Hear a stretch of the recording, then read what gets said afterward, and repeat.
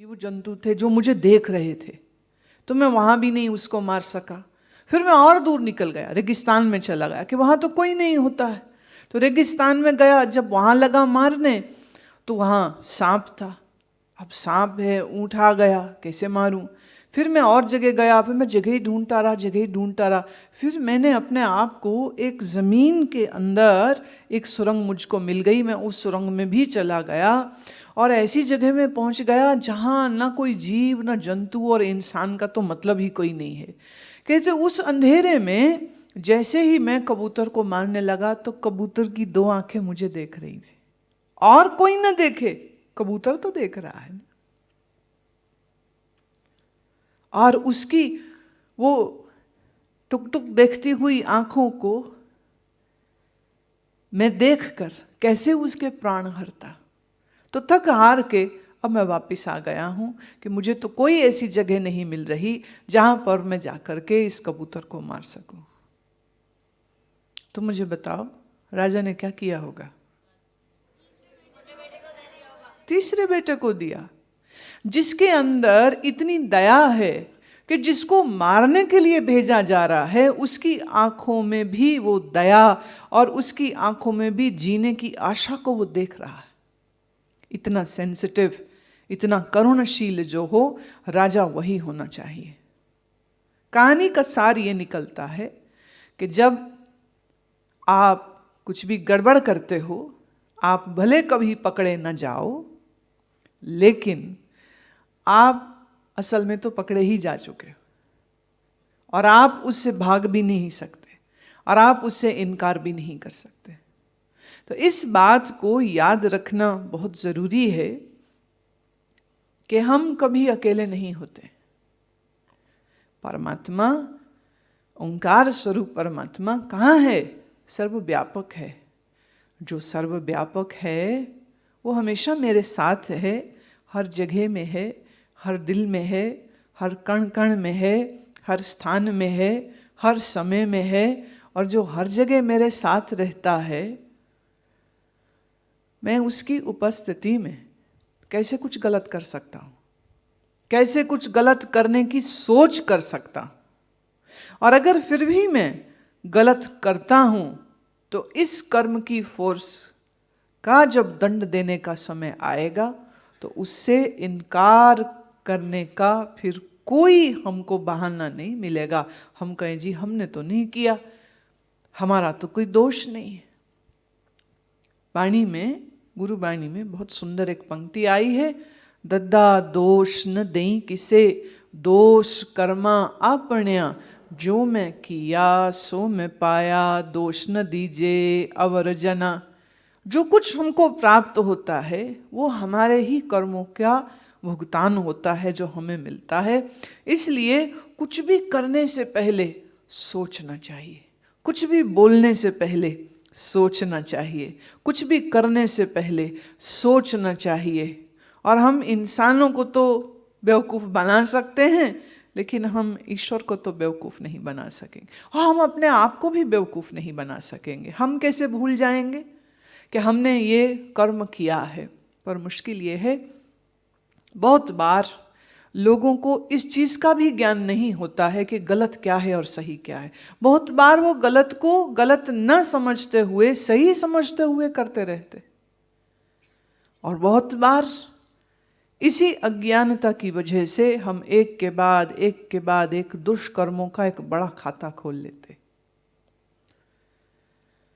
संतों ने कहा कि हमेशा इस बात को याद रखो कि एक, ईश्वर सदैव आपके साथ हैं, और दो, ईश्वर की दृष्टि से कुछ लुप्त नहीं होता है, और तीन, आप जैसा कर्म करेंगे उस कर्म का फल निश्चय ही आप तक अवश्य पहुंचता है।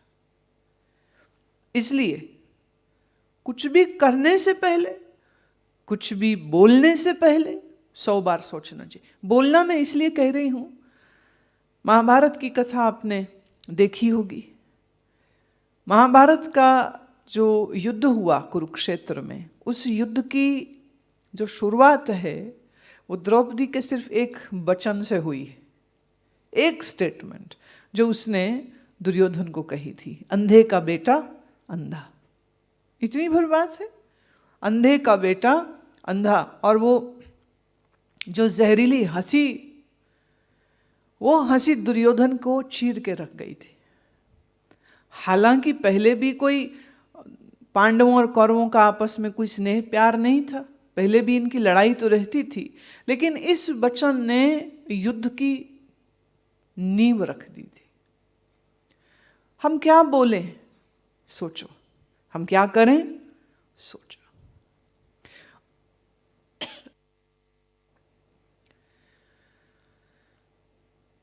हम चर्चा कर रहे हैं कि परमात्मा का वास्तविक स्वरूप, द ओरिजिनल फॉर्म इज सत्य, चित्त, आनंद और व्यापक, truth, ever blissful, ever conscious and omniscient, जो सब जगह में मौजूद है।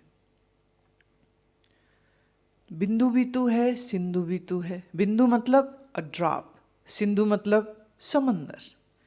बिंदु में और समंदर में एक ही जल है। तू ही ब्रह्मा है, तू ही विष्णु है, तू ही निराकार है, तू ही अपार है। और उसी अपार परमात्मा का हम भी हिस्सा है। हम उससे जुदा नहीं हैं, हम उससे अलग नहीं हैं। सब अलग हो सकते हैं, हो जाते हैं।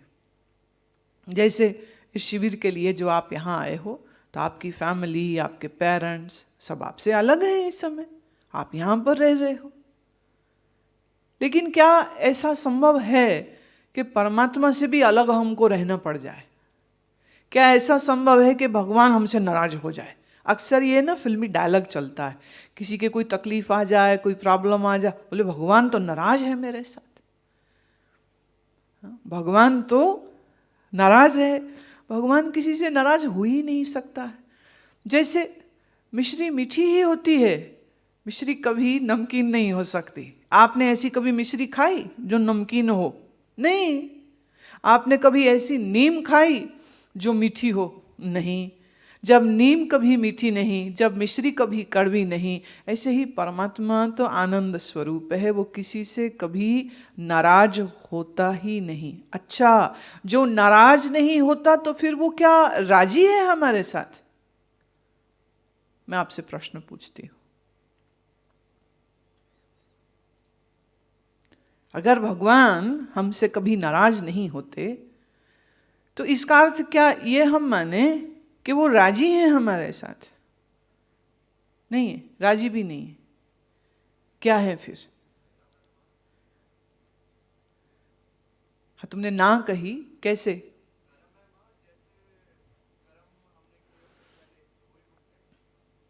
नहीं नहीं नहीं नहीं, कर्म की बात नहीं। हमने जो कहा कि भगवान हमसे अगर नाराज नहीं होते हैं तो इसका अर्थ हम क्या ये लगाएं कि भगवान राजी हैं हमारे साथ? अरे भाई, जिसे किसी की लड़ाई हो जाए तो कहते कट्टी, तेरी मेरी कट्टी। तो भगवान अगर हमसे कट्टी नहीं कर सकते हैं तो भगवान फिर वापस दोस्ती भी क्यों करेंगे? बात सूत्र आपको मैं ये देना चाहती हूं कि भगवान किसी से ना राजी है ना किसी से नाराज है। जैसे आप जमीन पर फिसल के गिरे, आपके पांव की हड्डी टूटी, तो उसमें जमीन को कोई दुश्मनी थी आपके साथ? कोई जमीन पर केस करेगा कि इसने मेरा पांव तोड़ दिया?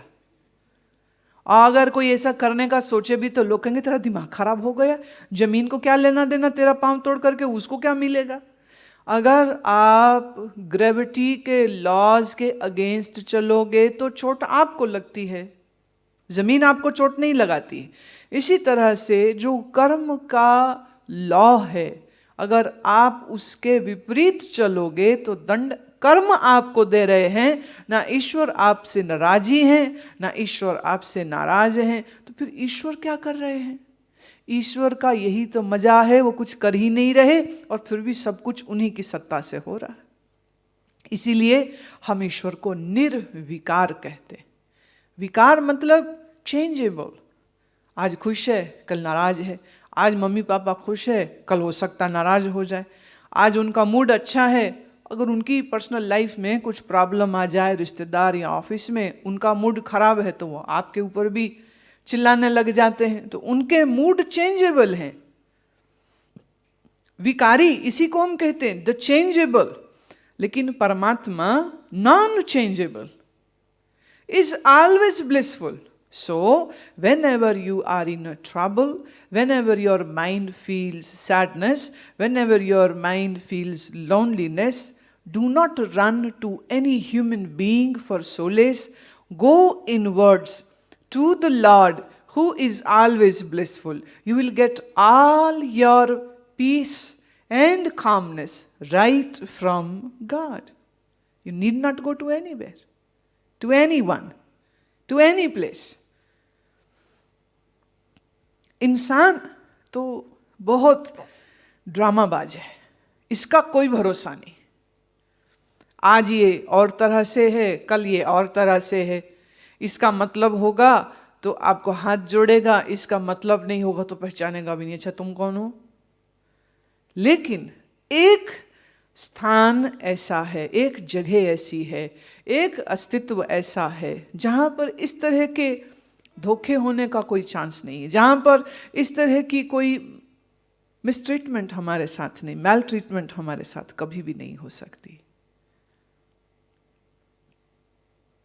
बिंदु भी तू है, सिंधु भी तू है, तू ही ब्रह्मा, तू ही विष्णु, तू ही निराकार, तू निर्विकार, तू ही गगन में, तू ही पवन में, और जो सब ओर से मुझे घेरे हुए है, जो सब ओर से मेरे अंग संग रहता है।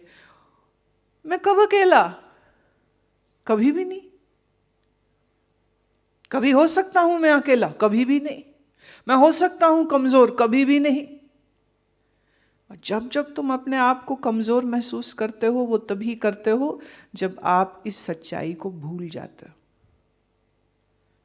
और जिस दिन ये बात सिर्फ एक बात नहीं, जिस दिन ये बात आपका एक अनुभव बन गई, उस दिन आप एकदम निश्चिंत होकर के जियोगे।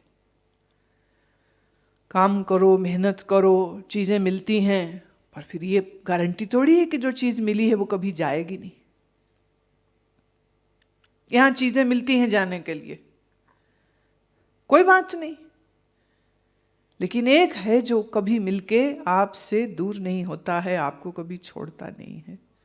और इसी वास्ते प्रार्थना करना आवश्यक है। क्यों? जैसे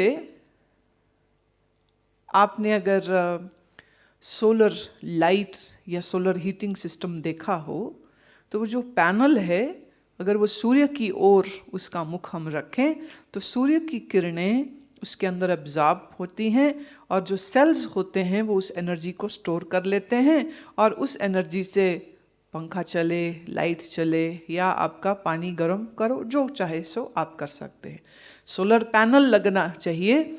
अब अगर सोलर पैनल का मुंह हमने अगेंस्ट द सन कर दिया, या हमने सोलर पैनल के ऊपर कपड़े सूखने को डाल दिए, तो अब सनलाइट उस सेल्स तक पहुंचेगी ही नहीं, तो सेल्स में एनर्जी स्टोर होगी नहीं, तो हमने जो कुछ उपयोग करना था वो हम अब उपयोग नहीं कर सकेंगे। So you need to place your solar panels facing the sun.